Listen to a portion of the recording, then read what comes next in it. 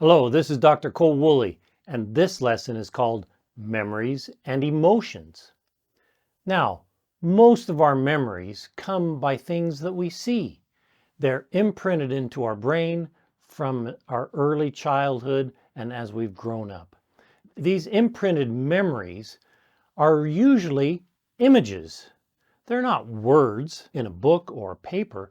They are images of what we saw. Things that we see with our eyes are very, very important to our brain. And that's how we work with memory, is through images. Now, these are images of people, of things in our surroundings. They are timestamps, so we remember how old we were when this happened. And also, they're recallable so that we can bring back to our current memory what we did in the past.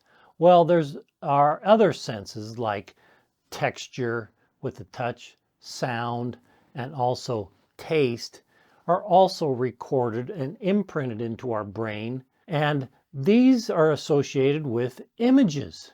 So if I touch the carpet that's really plush, then my brain imprints the image of the texture of the carpet and the image of the carpet, and maybe when I was crawling on the carpet when I was really young.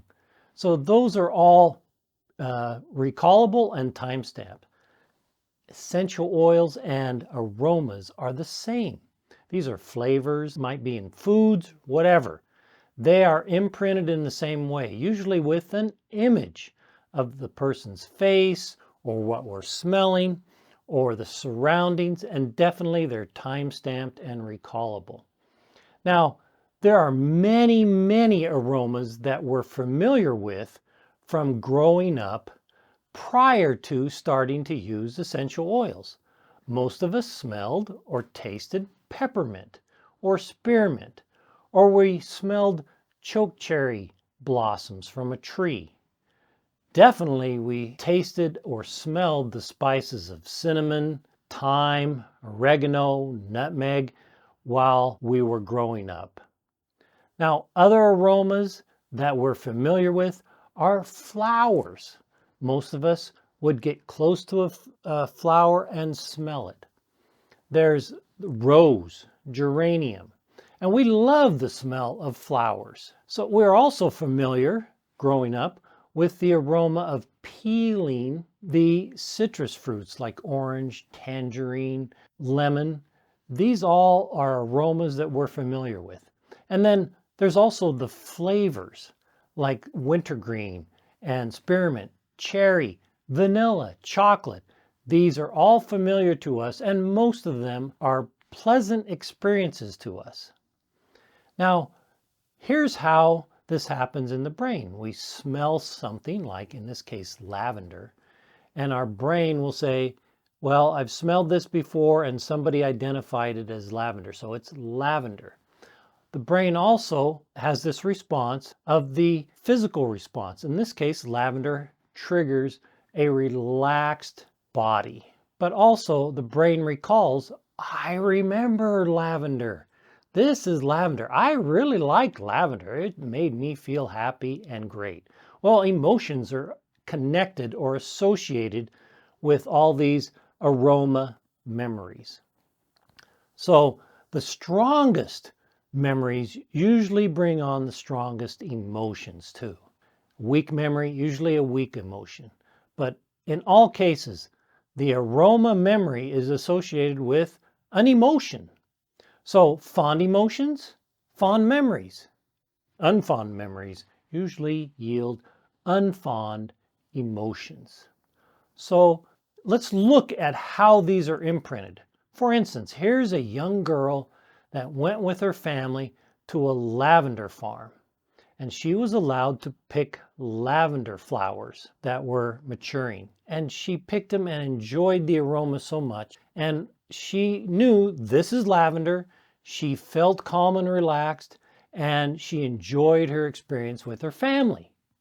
Well, these emotions are associated with her brain. When she's older as a grown woman and she went to a different lavender field, could have been the same one, but a different lavender field, back into her mind came the recalled memory, images, and emotions associated with her trip to the lavender farm when she was younger. This is how memory and emotions work. Well, our brain holds many, many, many of these, and they can all be recalled. Well, our brain can also recall the unfond memories, the unpleasant memories, and the associated unpleasant emotions that come with that.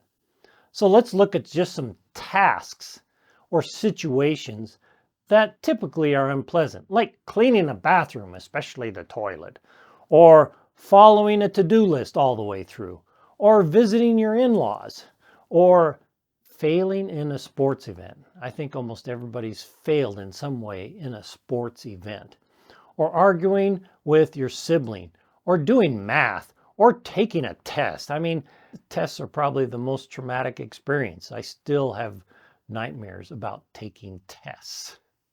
Well, you can train your brain to be able to take an unpleasant experience and build it into a more pleasant imprint. Not only imprinting the memory, this new memory, but a pleasant emotion. For instance, if you take an essential oil and associate it with a currently unpleasant task, you can make it into an enjoyable, pleasant memory and emotions. And then from then on, that task becomes more enjoyable, more pleasant. For instance, if you take orange essential oil and you diffuse it during a workout, you might feel more calm and upbeat. Or if you take jasmine essential oil and put a little dab on before you do your to-do list, you will enjoy doing the to-do list with a lot better positive mental attitude. Or peppermint, which is uplifting. Try that before taking a test, and test taking becomes a lot more pleasant. Or rose, if you're going to go visit your in-laws, because rose will help you calm down. Or cedarwood aroma. It helps if you're dealing with siblings that you didn't really want to talk to right now, but cedarwood will help you calm down and make an enjoyable experience out of the conversation.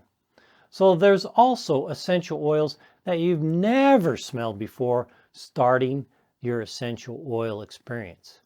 These are less common in the world. They include things like frankincense or black spruce or copaiba, ylang ylang, sandalwood. These are new aromas. And so with these new aromas, you can enjoy taking a smell of them and making that smell a pleasant experience. For instance, I recommend that when you smell a new essential oil like Davana or vetiver or patchouli, that you take inhalations, either with your eyes closed or open, and have a positive face on. Never have a negative face on. That'll make it unpleasant. Make the memory a good memory and smell it 5 times deeply, and you'll make every new essential oil positive.